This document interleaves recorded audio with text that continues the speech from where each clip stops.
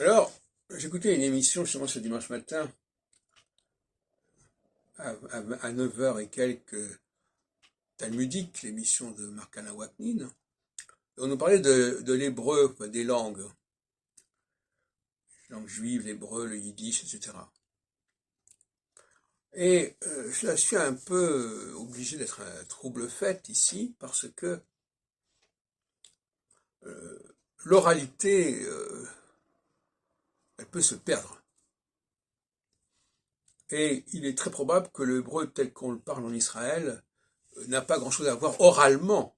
Alors il écrit peut-être, mais oralement, il n'a pas grand-chose à voir avec l'hébreu tel qu'il était parlé il y a quelques siècles, quelques millénaires.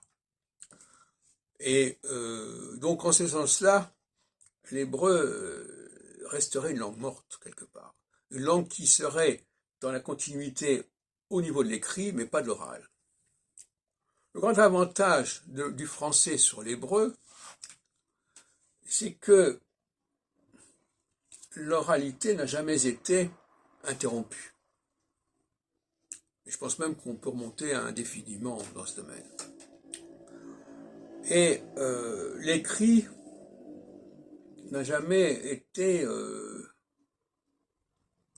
la référence exclusive de la langue. Encore aujourd'hui, le grand plaisir que j'ai à vivre en France, c'est la musicalité de la langue, l'oralité de la langue, qui s'est maintenue, qui s'est perpétuée, notamment à Paris.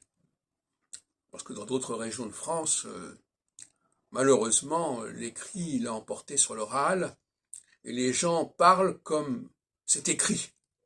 Je pense notamment à nos amis marseillais, qui ont une façon de parler le français qui est étrangère, je dirais presque, à l'esprit de la langue française, au génie de la langue française.